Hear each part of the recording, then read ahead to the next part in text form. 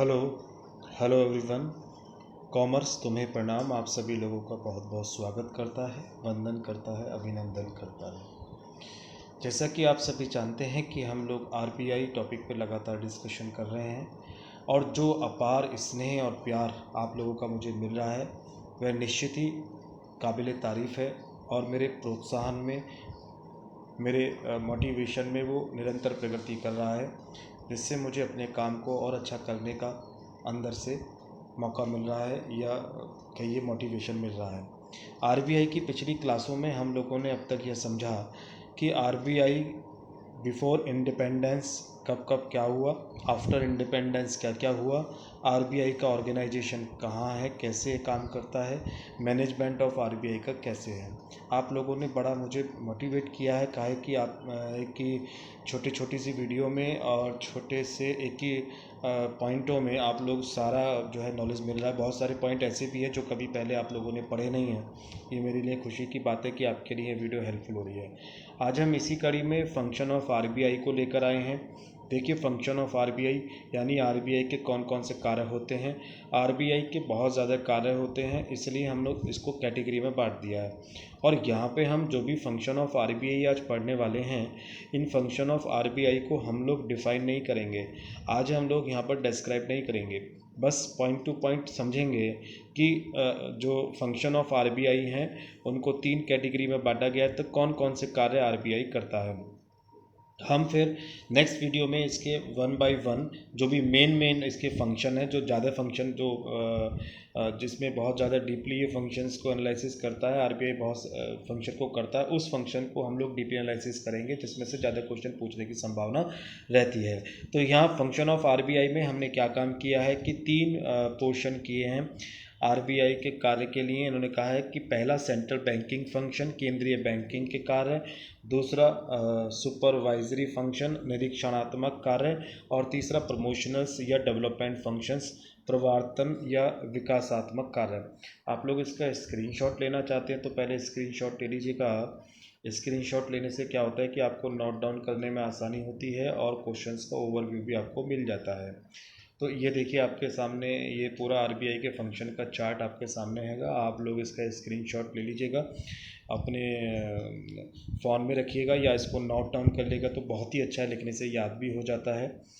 ठीक है, अब इसको हम लोग कर लेते हैं। देखिए, जैसे पहला इन्होंने कहा है कि सेंट्रल बैंकिंग फंक्शन है। सेंट्रल बैंकिंग फंक्शन का मतलब क्या हो गया कि बैंक से रिलेटेड जो कार्य होते हैं उसको कहा इन्होंने सेंट्रल बैंकिंग फंक्शन। तो सेंट्रल बैंकिंग फंक्शन में इन्होंने क्या कहा है कि ये कह रहे हैं कि सेंट्रल बैंकिंग फंक्शन में जो कार्य होते हैं वो 7 प्रकार के कार्य करता है RBI. Issue of paper currency, पहला इन्होंने कहा है इशू ऑफ पेपर करेंसी, यानी ध्यान रखना है आप लोगों को कि जितनी भी इंडिया के अंदर करेंसी इशू होती है, करेंसी का मतलब हो गया कि जिसके माध्यम से हम वस्तुओं को लेन देन करते हैं, वस्तुओं को खरीदते हैं, सेवाओं को खरीदते हैं, उस लेन देन को हम लोग बोलते हैं, जिसके मार्फत हम लोग खरीदते हैं उसको हम लोग करेंसी बोलते हैं। तो यह जो करेंसी है वो करेंसी हमारे यहाँ रुपी है। रुपी का मतलब हो गया, जैसे अमेरिका में डॉलर है तो हमारे यहाँ क्या है, रुपी है। तो रुपीज़ का जो इशू करता है, कौन कौन से नोट छपने हैं, कितने कितने नोट छपने हैं, कहाँ कहाँ पर नोट छपते हैं, इन सब बातों को हम अगली नेक्स्ट वीडियो में डिस्कशन करेंगे। आपको बहुत अच्छी जानकारी आपको मिलने वाली है जब हम issue of paper currency point को पढ़ेंगे। सिवाय आप यहाँ पे यही समझना है कि करेंसी का जो काम होता है, जो इशू करने का, उसको बनाने का, उसको मार्केट में लाने का, वो काम आरबीआई का होता है। बैंकर्स ऑफ गवर्नमेंट, सरकार का बैंक, सरकार का एजेंट, सरकार का सलाहकार, 3 नाम होते हैं। देखिए, हम लोग समझते क्या हैं कि ये तीनों एक ही बात होती हैं, सरकार का बैंक, सरकार का एजेंट, सरकार का सलाहकार। बट ध्यान रखना है कि तीनों पॉइंट अलग अलग होते हैं। जब हम बैंकर्स ऑफ गवर्नमेंट को समझेंगे तो तीनों पॉइंट्स को मैं आपको चार्ट के माध्यम से समझाऊंगा कि सरकार का बैंक क्या है, सरकार का एजेंट क्या है, सरकार का सलाहकार क्या है। फिलहाल आपको इतना समझना है कि हम लोग सेंट्रल बैंकिंग फंक्शन पढ़ रहे हैं, जिसको हम मॉनेटरी फंक्शन के नाम से भी जानते हैं। मौद्रिक कार्यों में पहला पॉइंट आया नोट इशू करना, दूसरा आया बैंकर्स ऑफ गवर्नमेंट, एंड तीसरा आया आप लोगों का बैंक्स ऑफ लास्ट बैंक्स, यानी बैंकों का बैंक। ठीक है ना। जितने भी हमारे यहाँ बैंक होते हैं, शेड्यूल बैंक हो, चाहे रीजनल बैंक हो, चाहे आप लोगों के कोऑपरेटिव बैंक हो, उन सब प्राइवेट बैंक हो, उन सब बैंकों का जो सबसे बड़ा बैंक होता है जो इनको रेगुलेट करता है वो हमारा आरबीआई होता है। यानी इंडिया के अंदर कोई भी बैंक हो, किसी भी तरह का बैंक, चाहे प्राइवेट चाहे रेगुलर, वो सब बैंक रेगुलेट किसके थ्रू होता है? आरबीआई के थ्रू होता है। नंबर फोर्थ, मॉनेटरी फंक्शन में, सेंट्रल बैंकिंग फंक्शन में होता है विदेशी मुद्रा भंडार का प्रबंधन। देखिए, कोई भी गवर्नमेंट है, कोई भी कंट्री है, वो जब से ग्लोबलाइजेशन हुआ है, जब से जो है विश्वव्यापी व्यापार एक देश से दूसरे देशों में किए जाने लगे हैं, तब से फॉरेन करेंसी का इस्तेमाल बहुत ज़्यादा होने लगता है। वही देश सबसे ज़्यादा मालदार, सबसे ज़्यादा डेवलप माना जाता है जिसके पास फॉरेन करेंसी यानी दूसरे देशों की करेंसी सबसे ज़्यादा होती है। तो वो लेनी भी पड़ती है करेंसी, देनी भी पड़ती है, क्योंकि जिस प्रकार से हमारे इंडिया के अंदर रुपए के थ्रू हम लोग माल को खरीदते और बेचते हैं, बिल्कुल उसी तरीके से हम लोग फॉरेन कंट्री से भी जो हम लोग लेन देन करते हैं तो वहाँ पर हम लोग फॉरेन करेंसी के थ्रू करते हैं। जिस देश में जो करेंसी चलती है उसी के हिसाब से हम लोगों को चलना पड़ता है।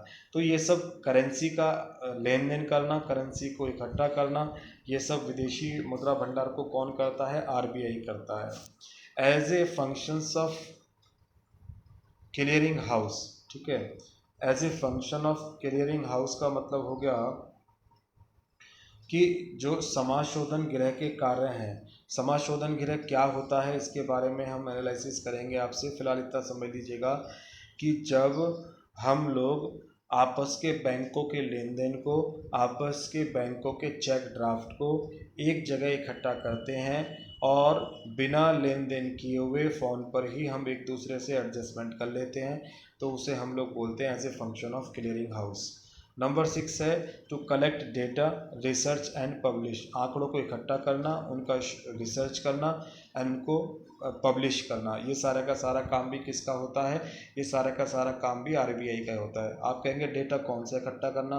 डेटा इकट्ठा करना कि हमारे देश के अंदर कौन कौन से बिजनेस ज़्यादा डेवलप कर रहे हैं, कौन कौन से नहीं कर रहे हैं, एग्रीकल्चर सेक्टर कहाँ चला गया है, प्राइमरी सेक्टर कहाँ, सेकेंडरी सेक्टर कहाँ है, टर्टियरी सेक्टर कहाँ है, किस क्षेत्र में कितने बैंक खुलने वाले हैं, कौन सी करेंसी को किस समय और मार्केट में लाना है, कब, ऐसे संबंधित सारे आंकड़ों को इकट्ठा करना, उन पर रिसर्च करना और उन्हें पब्लिश करना ऐप के लिए ये सारा का सारा काम कौन करता है? आरबीआई करता है। एंड नंबर 7 है controller of credit, monetary policy. देखिए, ये मॉनेटरी पॉलिसी पूरा चैप्टर हो जाएगा, एक बहुत बड़ा।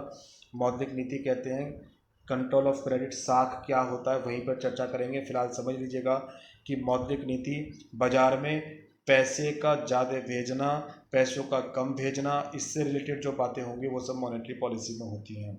तो 7 फंक्शन आपके हुए किसके? सेंट्रल बैंकिंग फंक्शन में। कौन कौन से फंक्शन? सेंट्रल बैंकिंग फंक्शन को मॉनेटरी फंक्शन भी बोलते हैं। मॉनेटरी फंक्शन कितने हुए आपके? 7 हुए। पहला इश्यू ऑफ पेपर करेंसी, दूसरा बैंकर्स ऑफ गवर्नमेंट, तीसरा bank of last bank, fourth आपका foreign exchange reserve management, and 5 as a function of clearing house, 6 to collect data, research and publish, and 7 controller of credit या monetary policy. ठीक है। इसके बाद हमारे पास दूसरा जो फंक्शन होता है वो सुपरवाइजरी फंक्शन होता है। सुपरवाइजरी फंक्शन में जैसे कि नाम से क्लियर है, सुपरविज़न करना, निरीक्षण करना। निरीक्षण करने का मतलब हो गया कि देखभाल करना, उनको देखना कि गलत तो नहीं चल रहे हैं, और गलत चल रहे हैं तो उन पर एक्शन लेना, और अगर सही चल रहे हैं तो उनका डेवलपमेंट करना। ऐसे फंक्शन जो होते हैं उसको हम लोग बोलते हैं सुपरवाइजरी फंक्शन। ध्यान रखना, सुपरवाइजरी फंक्शन में सिर्फ और सिर्फ 5 फंक्शन होते हैं। पहला function licence for starting bank. किसी भी बैंक को अगर इंडिया के अंदर स्टार्ट करना है तो उसके लिए आरबीआई लाइसेंस देता है। जिस प्रकार से कोई भी व्यवसाय करने के लिए, कोई भी व्यापार करने के लिए हमें रजिस्ट्रेशन कराना पड़ता है, बिल्कुल इसी तरीके से हमें कोई भी अगर बैंक खोलना है इंडिया के अंदर, तो इंडिया को बैंक को ओपन करने के लिए, चाहे वो प्राइवेट बैंक हो, चाहे वो गवर्नमेंट बैंक हो, चाहे वो कोऑपरेटिव बैंक हो, चाहे वो रीजनल बैंक हो, सबको जो है लाइसेंस लेना पड़ेगा। और लाइसेंस देने का काम कौन करता है? आरबीआई करता है। New branch of bank permission.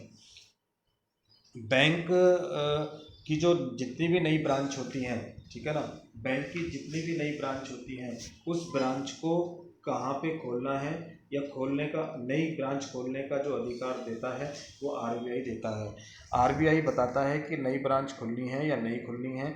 RBI अगर मना कर देगा तो नई ब्रांच नहीं खुलेगी, और अगर कह देगा तो, यानी नई ब्रांच को खोलने की परमिशन कौन देता है? आरबीआई देता है। किस में आता है? सुपरविजन फंक्शन में आता है। तीसरा, inspections of control and commercial and cooperative bank, कह रहा है कि निरीक्षण करना और नियंत्रण करना किन किन का? कॉमर्शियल बैंकों का एंड कोऑपरेटिव बैंकों का। कॉमर्शियल मतलब वाणिज्यिक बैंकों का, और कोऑपरेटिव बैंकों का इंस्पेक्शन करना, उनका निरीक्षण करना और नियंत्रण करना। वो तो श्योर है, सीधी सी बात है, जब बैंकों का बैंक हो गया है हमारा ये आरबीआई, तो वो सब करेगा ही। नंबर 4 कह रहा है गाइडलाइन इशू टू बैंक, बैंकों को गाइडलाइन इशू करता है। गाइडलाइन का मतलब हो गया कि रेपो रेट के बारे में बताना, रिवर्स रेपो रेट के बारे में बताना। हम चर्चा करेंगे आप लोगों से कि रेपो रेट क्या होता है, रिवर्स रेपो रेट क्या होता है, सब मॉनेटरी पॉलिसी में आपका आएगा, वहाँ बड़े अच्छे तरीके से आपको एक ही वीडियो में सब समझ में आ जाएगा। यहाँ गाइडलाइन इशू टू बैंक का मतलब हो गया कि कितने रुपए कस्टमर के जमा करने हैं, बैंक इंटरेस्ट रेट क्या देनी है, करंट अकाउंट में कितनी लिमिट रखनी है, चेक बुक, पासबुक, कब बैंक का टाइमिंग है, मतलब पूरी की पूरी बैंक की फॉर्मुलेशंस, बैंक के नियम, बैंक के कायदे कानून, ये सब जो इशू करता है वो कौन करता है? आरबीआई करता है। नंबर 5 है controlling of monetary market. Monetary market का मतलब हो गया कि मनी मार्केट का मतलब हो गया मुद्रा बाजार को नियंत्रित करने का जो राइट होता है, वो सबका सब किस पर होता है? आरबीआई पर होता है। मनी मार्केट को देखना कि मनी मार्केट में क्या चल रहा है, पैसे ज़्यादा तो नहीं मार्केट में आ गए, पैसे कम तो नहीं आ गए, ऐसी तमाम बातों की जानकारी भी कौन देता है? आरबीआई करता है। आरबीआई काम है ये। तो 2 फंक्शन हम लोगों ने पढ़े, पहला मॉनेटरी फंक्शन जिसमें 7 फंक्शन, दूसरा हमने सुपरवाइजरी फंक्शन निरीक्षणात्मक कार्य जिसमें हम लोगों ने 5 फंक्शन पढ़े, और तीसरा फंक्शन इसका होता है प्रमोशनल डेवलपमेंट, यानी इन क्षेत्रों, किन किन क्षेत्रों को डेवलपमेंट करना है, किन किन क्षेत्रों को आगे बढ़ाना है, ऐसी चीज़ों की जानकारी जो करते हैं वो आरबीआई का फंक्शन होता है। प्रवर्तन और विकासात्मक कार्य, पहला कह रहा है बैंकिंग सुविधा का विस्तार करना। बैंकिंग सुविधा का विस्तार करने का मतलब हो गया कि बैंक के अंदर क्या क्या सुविधाएं दी जा सकती हैं। जैसे आपको पता होगा कि अभी जो हम लोग ये आधार कार्ड बनाते थे, तो इसको जनरल आधार कार्ड कोई भी बना सकता था उसका, लेकिन अब आरबीआई ने क्या गाइडलाइन इशू किया कि आधार कार्ड जो मिलेंगे ये आपको बैंक से ही बनने शुरू हो जाएंगे, तो बैंक में ही सुविधा हो गई। जैसे सारी जो है आरडी जमा होती हैं वो बैंक में जमा हो जाती हैं, नेट बैंकिंग के थ्रू हम लोग घर बैठे डीलिंग कर लेते हैं। तो ये बैंकिंग सुविधा का विस्तार ही हो रहा है कि ऑनलाइन, इंटरनेट, एटीएम के थ्रू हम लोग सारी डीलिंग घर बैठे ही कर लेते हैं, परचेज कर लेते हैं, सेल कर लेते हैं। तो बैंकिंग सुविधाओं का विस्तार, विकास करना, ये सब किसका कार्य है? ये सब जो है आरबीआई का कार्य है। दूसरा कार्य ग्रामीण क्षेत्र बैंकिंग। ग्रामीण क्षेत्र बैंकिंग का मतलब हो गया कि ग्रामीणों में ग्राम गांव में जाके बैंकिंग का विकास करना, वो कहलाता है ग्रामीण क्षेत्र बैंकिंग। हमारे भारत में अभी भी गांव में बहुत कम बैंक हैं। सिंडिकेट बैंक ने सबसे पहले पहल की थी कि वो गांव में जाके बैंक खोलता है, लेकिन आज की तारीख में धीरे धीरे बैंक बढ़ने लगे हैं, गांव में बैंक खुलने लगे हैं। गांव में बैंक खुलने से वहाँ भी बचत की योजनाएं बनने लगी हैं, जिससे बचत बढ़ती है। तो जब बैंकों में जमा बढ़ती है, बैंकों में जमा बढ़ती है तो कैपिटल बढ़ती है, कैपिटल बढ़ती है तो वो कैपिटल इंफ्रास्ट्रक्चर में लगती है, इंफ्रास्ट्रक्चर में लगती है तो जीडीपी बढ़ती है, जीडीपी बढ़ती है तो पर कैपिटा इनकम बढ़ती है। ऐसे करके जो है ये सब आरबीआई का काम होता है। थर्ड है निष्क्रिय बचत गतिशील। देखिए बड़ा अच्छा पॉइंट दिया है, निष्क्रिय बचत गतिशील, ये आप समझ लीजिएगा इसको क्या कहना चाह रहे हैं। निष्क्रिय बचत गतिशील का मतलब हो गया कि कोई पर्सन है, उसके पास पैसे बचे हुए रखे हैं, तो वो पैसे बचे हुए अपने पास रखेगा, कोई फ़ायदा नहीं होने वाला। 10 साल पहले भी उसने मान लीजिए 10,000 रुपये बचा के रखे थे, तो वो 10,000 रुपये आज भी 10,000 रुपये के बराबर ही रहेंगे। बैंक ने क्या काम करा, इनसे कहा कि आप पैसे अपने पास मत रखो, जो पैसा है वो हमें जमा कर दो। बैंक ने अपने पास पैसे रख लिए। बैंक ने क्या काम करा, इनसे कहा कि 10 साल बाद हमसे आप 11,000 रुपये ले लेना। तो एक तो इनको फ़ायदा हो गया कि 10,000 रुपये की बजाय 11,000 रुपये हो गए। दूसरा, बैंक को क्या फ़ायदा हुआ कि वो 10,000 रुपये जो पड़े हुए थे 10 साल के लिए, वो ब्लॉक पड़े हुए थे, कुछ काम नहीं हो रहा था। इन्होंने 10,000 रुपये बैंक में जमा करे। बैंक ने क्या काम करा कि आगे इंडस्ट्रियल को उधार दे दिया या किसी और ज़रूरतमंद व्यक्ति को दे दिया, उसने इंडस्ट्री खोल ली, बिजनेस करा। बिजनेस करने से दो फायदा हुआ, एक तो प्रोडक्शन हुआ, दूसरा रोजगार मिला लोगों को। प्रोडक्शन बढ़ा तो जीडीपी बढ़ेगी, जीडीपी बढ़ेगी, देश का विकास होगा, देश का विकास होगा तो सबको इनकम ज़्यादा होगी, सब खुशहाल होंगे। तो ये जो बचत बेकार पड़ी हुई थी, बेकार निष्क्रिय पड़ी हुई थी, उसको उन्होंने क्या कर दिया, गतिशील कर दिया। तो this is the functions of the development function.